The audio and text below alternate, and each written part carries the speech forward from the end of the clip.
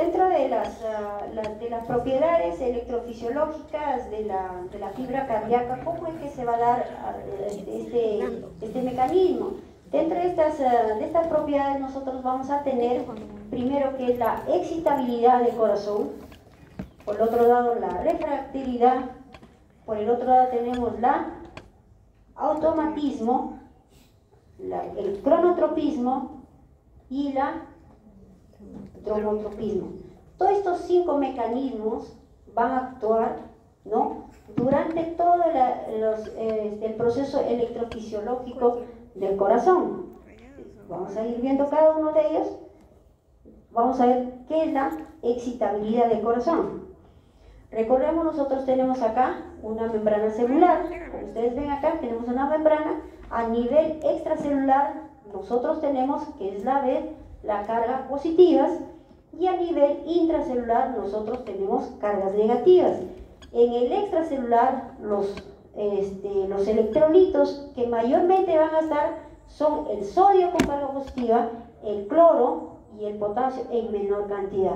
Y por el otro lado tenemos a nivel intracelular, lo que va a producir mayormente, como ustedes lo ven, es el potasio y los fosfatos, pero teniendo el fosfato tiene carga negativa, y otros también con otras proteínas que también van a estar presentes, pero en menor cantidad. Entonces, dentro del electrolito que mayormente está en el intracelular, recordemos, está el potasio, y en el extracelular está el sodio.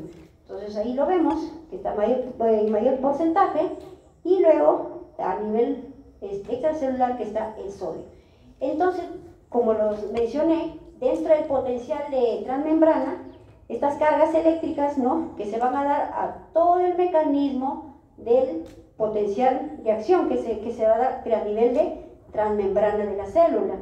Entonces, estos electrolitos con esas 2 cargas, ¿no?, que son fundamentalmente, en este caso, va a ser el sodio y va a ser el potasio, ¿no? Entonces, dentro de los valores normales, nosotros en el extracelular que ustedes van a manejar, son a nivel extracelular tenemos el sodio, que es 140, pero en 1000 equivalentes tenemos 10.000 equivalentes. Eso lo van a enseñar en su práctica, que ustedes van a desarrollar. Estos mayormente, ¿ya?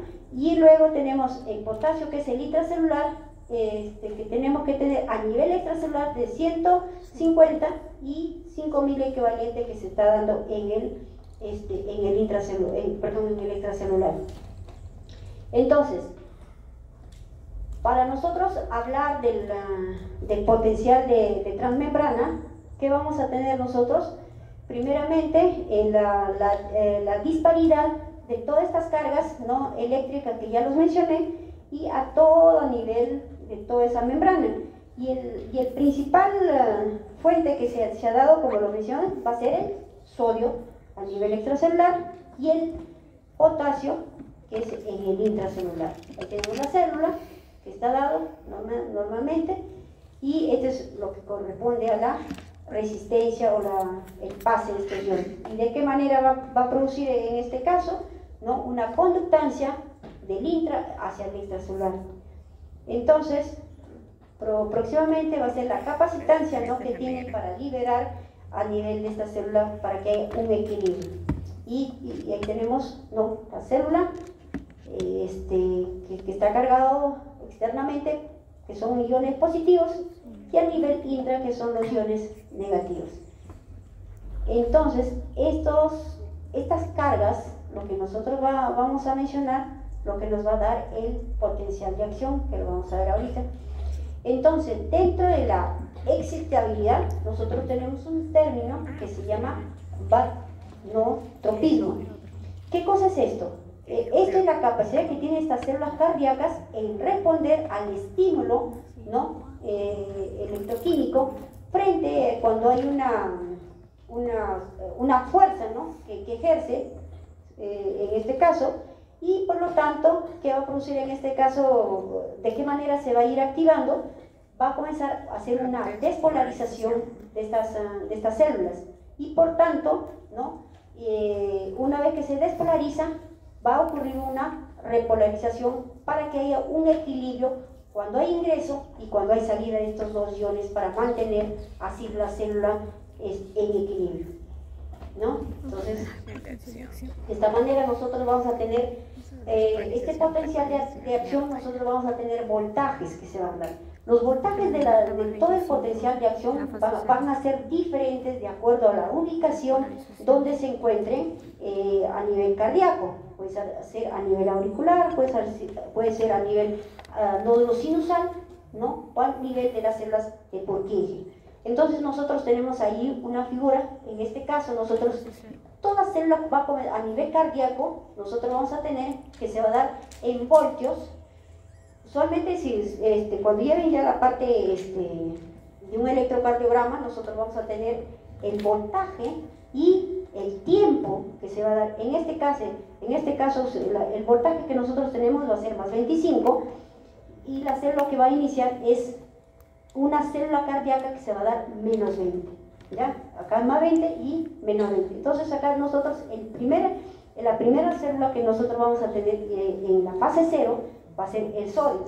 Y luego vamos a tener primeramente la despolarización, ¿no? Que se va a dar con este voltaje que es de menos 20 hasta más 25, que es la fase 0 del potencial de acción. Entonces, próximamente tiene la fase 1, que viene a ser la repolarización, que van a ver ustedes a nivel del electrocardiograma, que es el ST, ¿no? Ahí es la repolarización que se da en estas células. ¿Y qué va a estar? En este caso va a salir el potasio, ¿ya? Y cuando sale el potasio va a estar en un voltaje de 0, ¿ya? En 0 milivoltios en ese momento. Entonces, cuando hay una repolarización, ahí lo tenemos, la parte del potasio, cuando se repolariza, y luego nosotros vamos a tener la fase 2. Entonces, en la fase 2, que es la meseta, como ustedes ven acá, del potencial de acción, que vamos a tener la repolarización cuando hay un ingreso de calcio. Eso va a ocurrir a nivel cardíaco. Y por lo tanto, en la fase 3 lo que va a ocurrir es en esta fase es cortísima que se va a dar. Entonces, ¿qué va a producir? La salida de potasio. Entonces tenemos una fase 0, una fase 1, y la fase 2, y la fase 3 cuando hay ingreso de calcio, que es la fase 2, y la fase 3 que es la salida de potasio. Entonces, este es el potencial de acción, como lo vimos, la fase 0, la fase 1, la fase 2, que ya lo mencionamos, la fase 3, y acá va a ocurrir una fase 4. ¿De qué manera? Cuando ya en la fase 4 que nosotros tenemos en el potencial de acción, que ahorita vamos a verlo, es mayormente cuando regresa a su normalidad nuevamente la célula, a menos 90, y nuevamente reinicia este mecanismo con la despolarización nuevamente de la célula, ¿no? Entonces ahí tenemos la figura, que la fase 0, la fase 1, la fase 2, la 3, ahí tenemos la fase 4 que lo hemos visto, ¿ya? Y nuevamente acá tenemos el voltaje para recordar nuevamente que vamos a tener. Ahí tenemos una célula, ahí tenemos al sodio que le hemos mencionado, y ¿qué va a producir? ¿No? En este caso hay un ingreso, ¿no es cierto?, de sodio que se va a dar en ese voltaje, y luego vienen todas las fases que le hemos mencionado. El potasio, en la fase 2 cuando hay ingreso de calcio, ¿ya? Y la fase 3 cuando hay salida de potasio, y la fase 4 que es rápidamente, que es la repolarización de estas células, ¿no? Y nuevamente, ¿qué va a formar? Un complejo, o sea, va a haber una energía en este caso que va a producir la ATP, ¿no? Para que nuevamente vuelva esta célula y hacerse un círculo vicioso en este caso. Además, tenemos nosotros, por ende, la célula, recuerden, primeramente va a estar en reposo, después hay una despolarización, una repolarización que hemos visto en estas fases, y luego una restauración y un equilibrio iónico, lo que ocurre en cada célula, y nuevamente entra en reposo y nuevamente comienza con el estado de reposo, perdón, con la despolarización y nuevamente continúa. Todo este sistema es el potencial de acción de la célula, que nosotros lo hemos visto. Muy bien, entonces, ¿qué es la excitabilidad y la contracción de esta célula? Nosotros tenemos a nivel cardíaco, al músculo cardíaco, nosotros tenemos el tipo de fibras. Las fibras pueden ser a nivel ventricular, nosotros tenemos las fibras longitudinales, y a nivel del lado derecho son transversales. Estas fibras lo que van a hacer es contracción, van a contraerse para poder contraer, y cuando hay una presión sistólica y cuando hay una presión diastólica. Como ahí lo vemos nosotros, que son estas fibras que van a estar constantemente, que se van a dar a través de este potencial de acción. Entonces, ahora vamos a ver el otro mecanismo de este sistema, que es la refractariedad del cardíaco. ¿En qué consiste esto? Esta refractariedad es un periodo en el cual cuando no hay ningún tipo de estímulo, ¿no? Que genera nuevamente este potencial de acción. Entonces, el tiempo de la recuperación de esta célula va a ser obviamente rápida, ¿no? O sea, está inactiva en este caso, ¿ya? Del miocito. Entonces, este es el periodo refractario absoluto que le dije. En esta fase hay como un alto que hace esa célula, no se mueve. Este es el periodo de refractariedad, ¿no? Que está dentro de la despolarización celular que hemos mencionado, ¿no? Entonces, y el otro es el automatismo. El automatismo es la que tiene el corazón, ejerce sus propios estímulos eléctricos. Recuerden que nosotros tenemos a nivel auricular, nosotros tenemos el nodo sinusal, luego viene el nódulo AB, luego viene toda la parte de las células, las células de Purkinje, y dentro de las cuales van a estar la rama derecha y la rama izquierda. Cada una de esas células tiene un automatismo propio. El nódulo sinusal, él solo se va a comenzar a activar, no va a depender de la aurícula AB. Por ejemplo, si yo tengo ese nódulo, se me enferma, ¿no? Entonces mi corazón obviamente pasa al otro sistema, que es el nódulo auriculoventricular, y por lo tanto es diferente. Entonces mis frecuencias cardíacas también van a ser diferentes en este caso, que ahorita lo vamos a ver, cuánta frecuencia cardíaca tiene cada una de estas células. Entonces, como le dije, ¿no? Este automatismo sigue contrayéndose, a pesar que mi nódulo AB, que es mi marcapaso, va a pasar al otro nódulo, que es el nódulo AB, y va a comenzar nuevamente su automatismo, ¿no? Este caso que ahí nosotros tenemos, miren, ahí está el nódulo sinusal, tenemos el nódulo auriculoventricular y estas ramas, tanto la rama izquierda anterior y la rama posterior, que son las células de Purkinje, que ya ustedes lo han visto anteriormente. Entonces, nuevamente ahí tenemos el potencial de acción que hemos mencionado, ¿no? Entonces, y en esta fase, recuerdan la fase 4 que le dije que era la pendiente, en este caso, que nuevamente vuelve la célula a cero, ¿no? En este caso, son células no especializadas al final que llega en este caso, ¿no? Porque las células son automáticas y nuevamente regresan, no necesita un estímulo para que nuevamente vuelva, ¿no? Y ya comienza nuevamente un círculo vicioso en este caso. Ahí tenemos, ¿no? Hemos visto, es un umbral, por ejemplo, el nódulo sinusal tiene diferente de un nódulo AB. ¿Cómo se va a despolarizar esta fibra cardíaca? Nosotros tenemos ahí, en el cuarto que le dije que se mencionó, entonces acá tenemos que el voltaje que inicia a menos 20, que es el nódulo AB, el nódulo auriculoventricular, ¿no? Y el nódulo sinusal, que está dado a menos 70. Va a variar diferente y va a ser también diferente su potencial de acción en este caso. Hay otras células que se llaman las células IFI.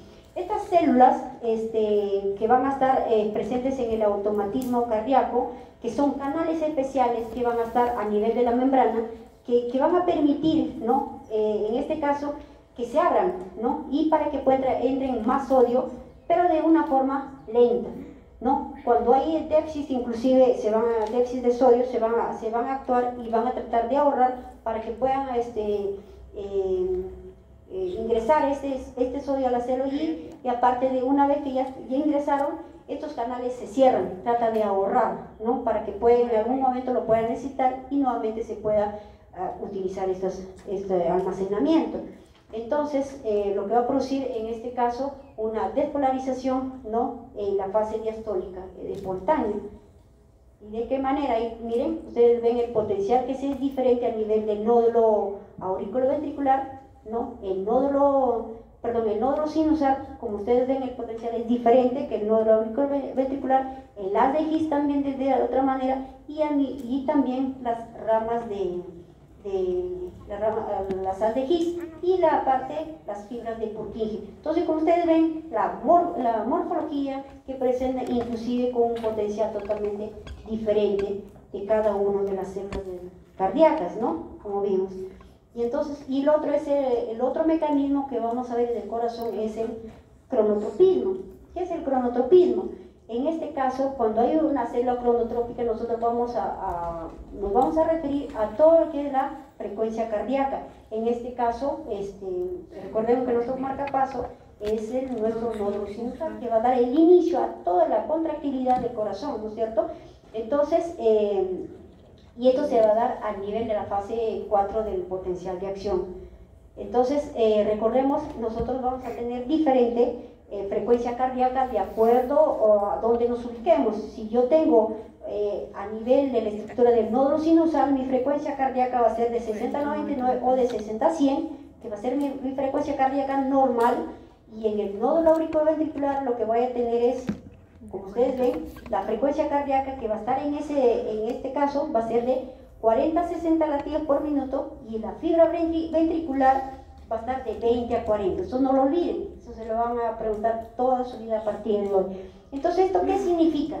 Si yo tengo un problema, por ejemplo, a nivel de mi nodo sinusal, y si yo lo pongo un pulsímetro al dedo de ese paciente y la frecuencia cardíaca me sale 40. Si me sale 40, yo qué digo, está bradicárdico. Por lo tanto, entonces, y si no da más, le tomo un electrocardiograma y saco la frecuencia cardíaca, efectivamente me confirma que tiene 40. Si yo voy al sistema de la forma estructural del corazón, entonces diría que no lo sinusal, no esa frecuencia está enfermo, sino tengo un bloqueo. Se ha bloqueado mi nódulo sinusal y por lo tanto mi marcapaso en ese momento es el siguiente nódulo, que es el nódulo AB con esa frecuencia. Entonces no duden, en este caso, cuando hay una disociación, ¿no? En este caso de frecuencias cardíacas, ustedes más o menos tienen que reconocer, ¿no? En esta parte fisiológica, que esas frecuencias cardíacas hay ya una alteración de este nódulo sinusal. Entonces, dentro de las patologías que no compete, pero hay que mencionarlo, entonces van a haber bloqueos, los famosos bloqueos, que hay de diferentes maneras. Hay un bloqueo de primer grado, hay un bloqueo de segundo grado, que lo van a ver después, ¿no? Un MOVIX 1, un MOVIX 2, y la tercera, que es el bloqueo de tercer grado. ¿Qué quiere decir estas patologías? Lo que voy a observar son estas frecuencias cardíacas disminuidas y el paciente está totalmente bradicárdico, inclusive que haya tenido un presíncope, entonces un desmayo, pero con una respuesta rápidamente que se haya restablecido el paciente. Entonces, estos pacientes, cuando ustedes vean en algún momento una emergencia con estas frecuencias cardíacas, entonces lo inmediato es tomar un electrocardiograma y observar la morfología de estas alteraciones, y obviamente tiene que pasar a una unidad de shock trauma para que lo puedan colocar un marcapaso temporal y por último un marcapaso definitivo, ¿no? Estos todavía no llegan electrocardiograma, ¿sí? No. Entonces eso van a tocar cuando llegan también en el electrocardiograma. Ahorita estamos hablando solo de la parte del corazón, pero en este caso reconozcamos que cada estructura, lo que quede bien claro, que cada estructura del corazón, tu marcapaso, tu nódulo AB y tu nódulo ventricular, tu fibra ventricular, tiene diferentes frecuencias cardíacas. Entonces, si normalmente tienen, entonces ya saben dónde ubicarse o dónde está el daño, ¿no? Del corazón, ¿no? Solamente, inclusive por la frecuencia cardíaca. Entonces, dentro de este automatismo, estos pueden verse, ¿no? Cuando son, por ejemplo, si son rítmicos o arrítmicos también, si son los periodos que son cortos o periodos prolongados, si son regulares o irregulares. ¿Cómo son estos estímulos que están originando dentro de estas estructuras del corazón, ¿no? Que ya hemos visto? Entonces, el corazón en este caso va a estar inervado, ¿no? Cuando hay una inervación cardíaca, siempre va a estar rodeado por los dos sistemas, ¿no? Que es el sistema simpático y por el sistema parasimpático. Dentro de estos sistemas nosotros vamos a tener el famoso nervio que va a activar cuando hay una, por ejemplo, cuando ustedes se asustan, ¿no? Su sistema simpático va a activar, aumentando inclusive, ¿no? En un momento de estrés, la frecuencia cardíaca, el gasto cardíaco, y también va a aumentar la poscarga, en este caso, ¿ya? Y el otro que vamos a ver es la conductividad, que es la capacidad de transmitir impulsos en este caso. Como nosotros lo hemos visto, ¿no? El nódulo sinusal, el nódulo auriculoventricular, el haz de His y las células y las fibras de Purkinje. A través de estos tres sistemas es que va a haber la conductancia del mecanismo que va a dar la contractilidad del corazón, ¿no? Entonces, dentro de las variedades del sistema de conducción y el músculo cardíaco, nosotros vamos a tener estas estructuras, y acá están las velocidades en el cual cada célula se va a manejar un determinado, ¿no?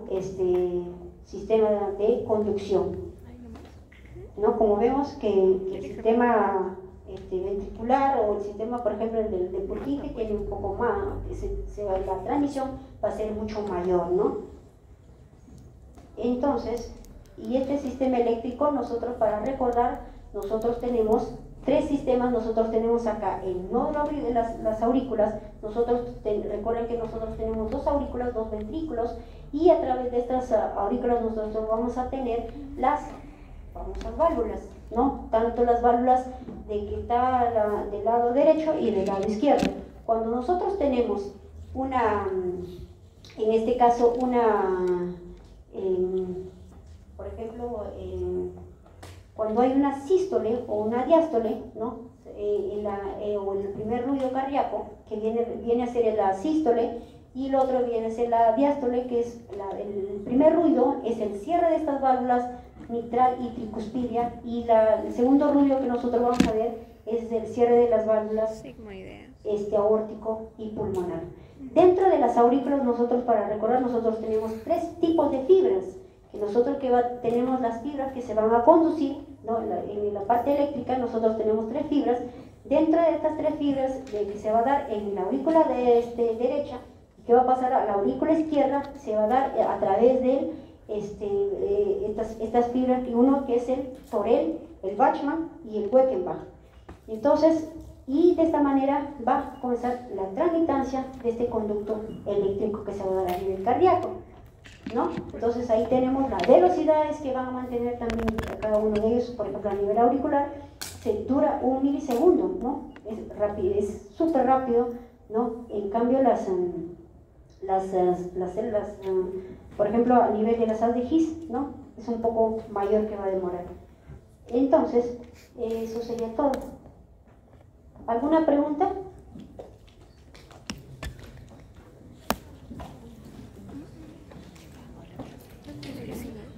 ¿Dudas, preguntas? Estoy para resolver todos sus problemas.